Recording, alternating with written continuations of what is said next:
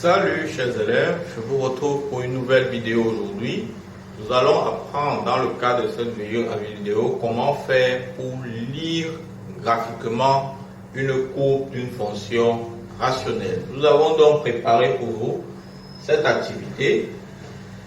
Quand vous regardez ce type de courbe, je suis sûr que vous vous dites ça c'est le genre de courbe que j'attendais. J'ai souvent des difficultés à pouvoir lire graphiquement cette courbe.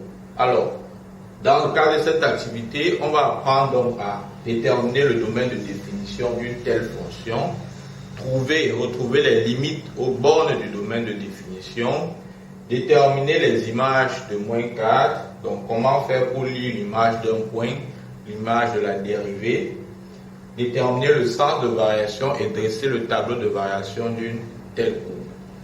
Voilà.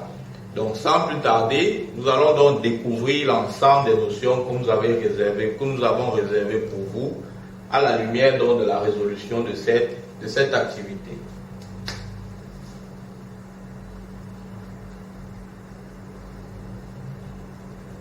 Alors, première question, on veut déterminer le domaine de définition de h. Parce que ça, c'est la courbe d'une fonction que l'on a nommée h. Pour déterminer son domaine de définition, il y a des choses à remarquer déjà sur cette courbe. La première chose à remarquer, c'est que nous avons une asymptote verticale en x égale à -1. Cela dit, -1 n'appartient pas au domaine de f. Ça, c'est la première chose à remarquer.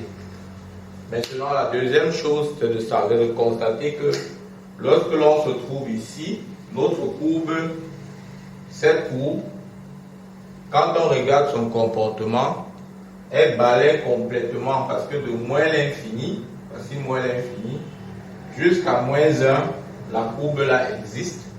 Donc on peut rapidement retrouver, on voit qu'elle balaie complètement la partie qui va de moins l'infini jusqu'à -1. Idem de -1 jusqu'à plus l'infini, la courbe là existe également. Donc, on voit donc que la seule condition, bien la seule contrainte qui se pose ici, c'est qu'on a une asymptote verticale en -1. Cela dit, -1 n'appartient pas au domaine de f, d'où le domaine de f sera moins l'infini, -1 ouvert, union, -1 plus l'infini. Donc, à chaque fois que vous allez voir ce type de courbe, retenez que la seule contrainte qui se pose généralement, c'est là où est située l'asymptote verticale. Au point où l'asymptote, on a une asymptote verticale, ce sont des points qui n'appartiennent pas au domaine de h. Passons maintenant à la deuxième question, calcul des limites.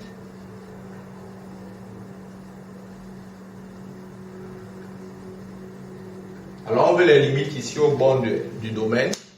Nous savons que nous avons les bornes moins l'infini, -1 à gauche, -1 à droite, plus l'infini. Alors la limite à moins l'infini, quand h de x tend vers moins l'infini, la limite de h de x. Quand x tend vers moins l'infini, cela dit on est ici. Où se trouve la courbe? Est-ce qu'elle est en haut ou en bas? On voit tous que la courbe est en bas. Et maintenant, lorsqu'elle est en bas, elle suit notre asymptote oblique en bas. Si la courbe suit votre asymptote oblique en bas, sachez que la limite, quand elle tend vers moins l'infini, va vous donner moins l'infini. Maintenant, la limite de h de x, quand il tend vers plus l'infini. Alors, si x tend vers plus l'infini, cela veut dire qu'on se situe à ce niveau, parce que voilà, plus l'infini. Maintenant, quand je me positionne ici, où se situe ma courbe? Est-ce qu'elle est en bas ou en haut?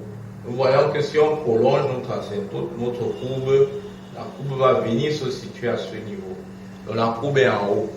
Maintenant, elle n'est pas seulement en haut, elle suit notre asymptote oblique en haut. Quand la courbe suit votre asymptote oblique en haut, sachez que la limite, quand il tend vers plus l'infini, va donner plus l'infini. Voilà. Maintenant, je cherche la limite quand il tend vers -1 à gauche. Et la limite quand il tend vers -1 à droite.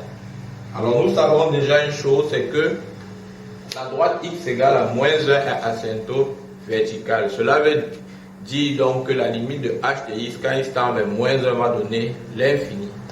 Je mets rapidement l'infini. Maintenant, si l'on se situe à gauche, est-ce qu'il s'agit que ça soit donné moins l'infini ou plus l'infini? C'est la question à se poser. Voici moins 1. À gauche de moins 1, ça veut dire que je suis à ce niveau. Où se situe ma courbe? Elle est en bas. Si ma courbe se trouve en bas, sachez donc que ça va tendre vers moins l'infini. Ici, ça se situe en haut, sachez donc que ça va tendre vers plus l'infini. Donc, à gauche de moins 1, ma courbe étant en bas, la limite de h de x quand il tend vers moins 1 à gauche sera égale à moins l'infini. Par contre, à droite de moins 1, où est ma courbe? Elle est en haut. Donc la limite quand il tend vers moins 1 à droite va donner plus l'infini. Et ici on a moins l'infini. Voilà donc comment on fait pour déterminer les limites de h au bord du domaine. Maintenant, alors la troisième question, on nous demande de déterminer f de moins 4, f' de moins 4, f de 0 et f' de 0. Alors avec moins 4, f de moins 4, en réalité, on vous demande là de trouver l'image de moins 4. Trouver l'image de moins 4 revient à trouver l'ordonnée de la courbe correspondant à x égale à moins 4. Je viens donc chercher pour x égale à moins 4. Je fais une projection sur la courbe, son ordonnée va me donner moins 3. Donc f de moins 4 serait égal à moins 3. f' de moins 4. Trouver f de moins 4 revient à trouver la pente au point d'abscisse, x égale à moins 4. La pente, est-ce que c'est une pente vers horizontale? Est-ce que c'est une pente verticale? Est-ce que c'est une pente oblique? C'est comme ça. Donc la pente, dans le cadre des courbes de ce genre, les questions à déterminer l'image par la dérivée, vont se limiter au point où la pente sera horizontale. Ça se limite là. Donc c'est une astuce que je vous donne. Je suis d'accord que certains professeurs ne seront pas toujours très contents de cette astuce, mais sachez que chaque fois qu'on va vous demander de déterminer l'image par f', à coup sûr, on va choisir les points où la pente sera horizontale. Autrement dit, les points où la tangente, parce que ces éléments-là, c'est les points où on a des tangentes horizontales. Et on a des tangentes horizontales où la pente est nulle. C'est-à-dire que f' de moins 4, par exemple, ici, quand je parle de tangente horizontale, dans le tracé des courbes de ce genre, les tangentes horizontales sont matérialisées comme ceci. Et en ces points, la dérivée est égale à 0. Donc, je vois donc que pour x égale à moins 4, nous avons donc bien une tangente horizontale en ce point. Cela veut dire que f' de moins 4 est égal à 0. Il va de soi pour f' de 0, parce qu'en 0, pour x égale à 0, on a bien une tangente horizontale, donc f' de 0 va donner 0.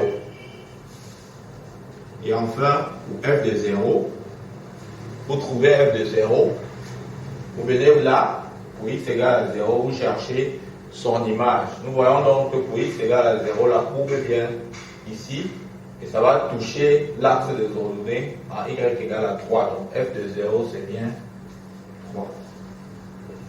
Voilà donc, chers élèves, voilà, f de 0 donne 3. Voilà donc comment on fait pour retrouver les images par f et par f'. Passons maintenant à la dernière question. On demande de déduire, déterminer le sens de variation.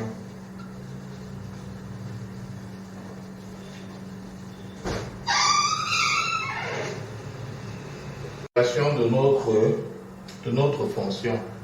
Pour déterminer le sens de variation de notre fonction, nous allons venir ici observer notre courbe et faire des interprétations, en fait faire des observations. Déjà, ce que l'on voit, c'est que notre courbe, elle a 4 phases. La première phase, c'est qu'elle monte, ça veut dire qu'elle croît. Ensuite, elle descend, ça veut dire qu'elle décroît. La troisième phase, c'est qu'elle descend alors et ensuite elle monte. Donc, maintenant, il est question de savoir sur quel intervalle sur l'axe des abscisses la courbe monte, sur quel intervalle cela descend. Quand on se tient ici, on voit bien qu'elle va quitter du bas vers le haut, donc elle va monter. Donc, elle va monter en allant de moins l'infini jusqu'au point d'abscisse moins 4. Donc, de moins l'infini à moins 4, elle va monter. Ensuite, de moins 4, elle va descendre jusqu'à l'asymptote verticale, c'est-à-dire du point de vue de l'axe des abscisses, elle va descendre de moins 4 à moins 1.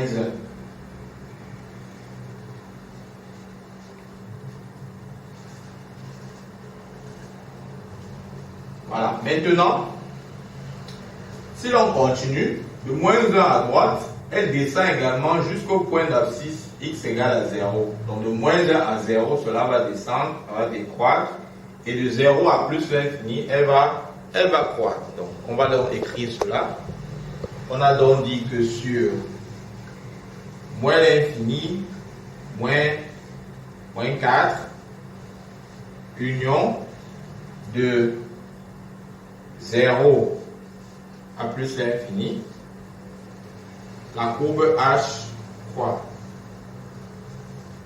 Et sur moins 4 à, parce que je mets là, de moins 4 à moins 1, elle va descendre, donc elle va décroître.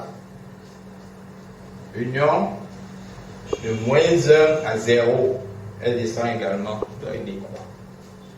De moins 1 à 0, c'est pas F, H décroît.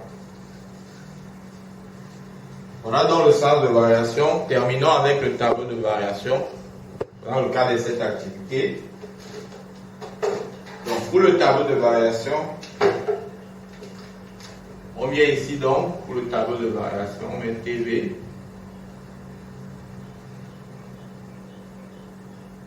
On met nos trois lignes.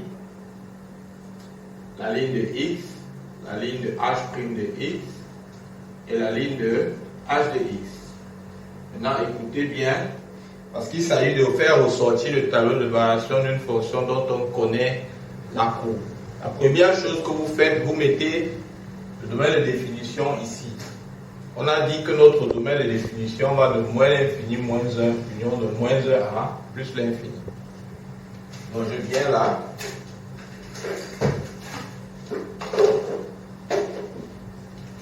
Voilà, je mets ici moins l'infini, moins 1, plus l'infini. Maintenant, on vient donc au point d'abscisse x égale à moins 1. La fonction n'est pas définie. On va mettre 2 barres. Voilà. Maintenant qu'on l'a mis, il faut compléter en x. Nous avons dans notre courbe les tangentes horizontales. On va rechercher les abscisses des points en lesquels on a les tangentes horizontales. Ici, c'est au point d'abscisse x égale à 0. Et ici, c'est au point d'abscisse x égale à moins 4. On va donc aller dans notre tableau de variation, mettre dans ces abscisses qui sont moins 4 et 0. Alors, on a dit au point d'abscisse où on a les tangentes horizontales, la dérivée s'annule. Cela veut dire que h' de moins 4 ici c'est 0. H' de 0 également c'est 0. Maintenant, notre courbe, en ce qui concerne le sens de variation, on a bien précisé ici que de moins l'infini à moins 4, la courbe va croître. Voilà. De 0 à plus l'infini, la courbe va croître également. Donc, je viens de 0 à plus l'infini, 0 plus l'infini, notre courbe croît. Et ensuite, elle va décroître de moins 4 à moins 1 et de moins 1 à 0. Voilà. Maintenant, une fois qu'on a mis le sens de variation, on va donc placer les limites que l'on a trouvées. En moins l'infini, c'est moins l'infini. En moins 1 à gauche, c'est moins l'infini. En 1 à droite, en moins 1 à droite, c'est plus l'infini. En plus l'infini, c'est plus l'infini. Notez que dans le tableau de variation, les valeurs moins l'infini vont toujours se trouver en bas du tableau de variation, on n'a jamais moins infini en haut. Cela veut dire que si dans votre calcul, vous obtenez moins l'infini en haut, sachez qu'il y a un problème. Il faut revérifier vos calculs. Et les valeurs de plus l'infini seront toujours en haut, jamais en bas. Voilà, maintenant continuons. Une fois qu'on a placé ça, il reste à placer les images de moins 4 et de 0. Nous avons vu que l'image de moins 4 c'était moins 3. C'est H partout là. Vous allez m'excuser. C'est une question d'habitude de toujours utiliser F.